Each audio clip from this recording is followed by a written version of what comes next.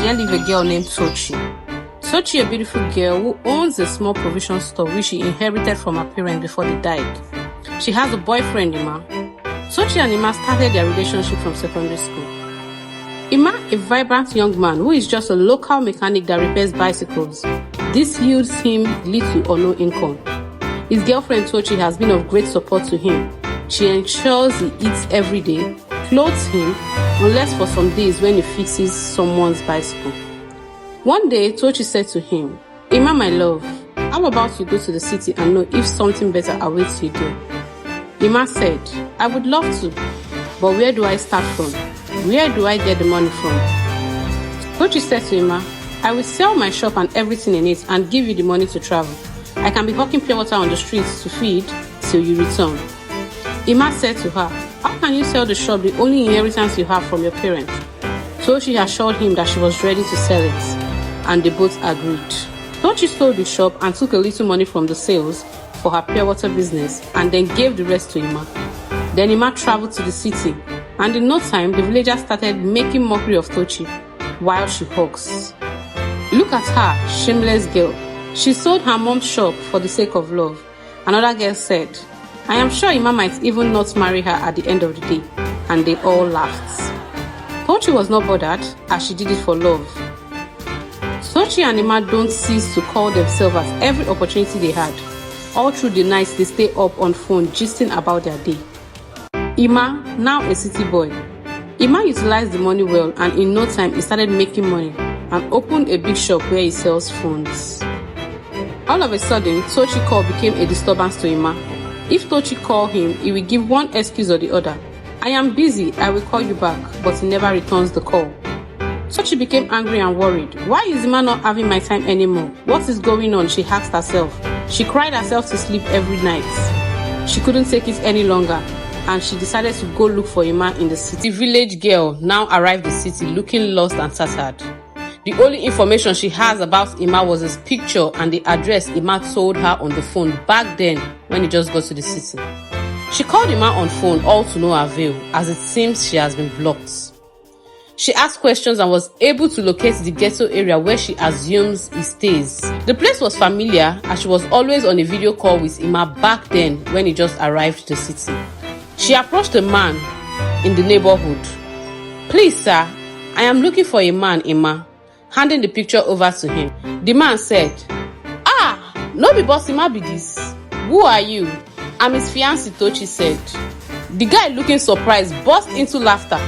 "You want to tell me that Bossima can date someone like you? Do you know the kind of babe where Bossima they carry? Well, he used to live in this area before, but now he's now a big man. He owns the biggest phone plaza in town. I will give you his plaza address." Tochi, looking lost and dumbfounded while on her way to the plaza. Could it be my Ima he is talking about, or another person? Tochi entered the plaza and showed the receptionist the picture of who she is looking for. "That's my boss," the receptionist said. "What is a dirty person like you doing with my boss's picture? Please tell him that Tochi is here." "Madam, you must be joking.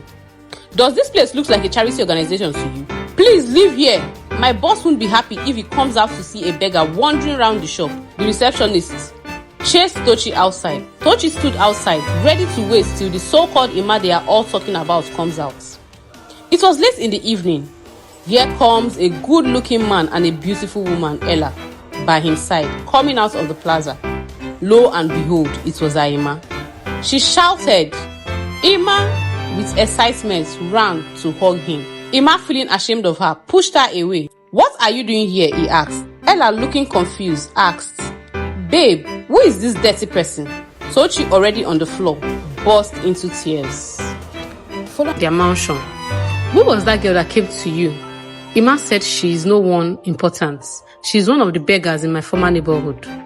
Ima said to Ella, "Our concern now should be us talking about when to meet your brother so we can get married." Ima placed Ella as the manager of his business. She is educated and has what it takes, unlike him, who did not go to school. One day, Ella said to Ima, "Babe, it's high time we take our business to another level. My brother knows an investor in China that deals with laptop. Let's invest and import laptops." Ima bought the idea and invested all his money even took some loans from the bank. Months later, they did not hear from the investor anymore. Emma started running out of cash. The investor blocked him from calling him. He came home after going out to look for maize, and Ella was nowhere to be found. Ella had packed all her belongings, leaving no trace, only a letter. In the letter, she said, "Do you think I will settle for someone like you? You were just lucky to flourish in your business, but you are an illiterate.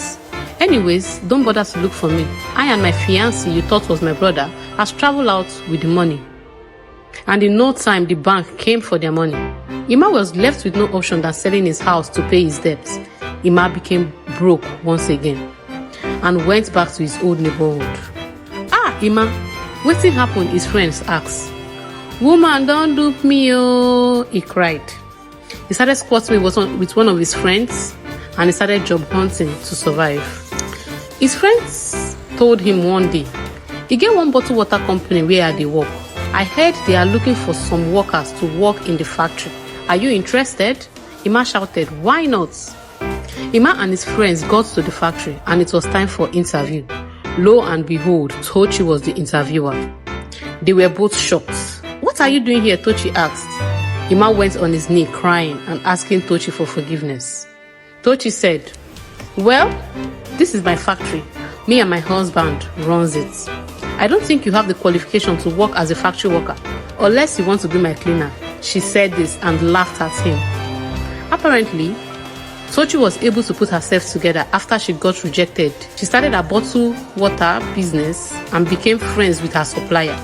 One thing led to one thing. Tochi was able to give him ideas on how to grow his business because she is a business-oriented person. The man fell in love with her and they got married and opened their own factory. What goes around comes around. Karma has its way.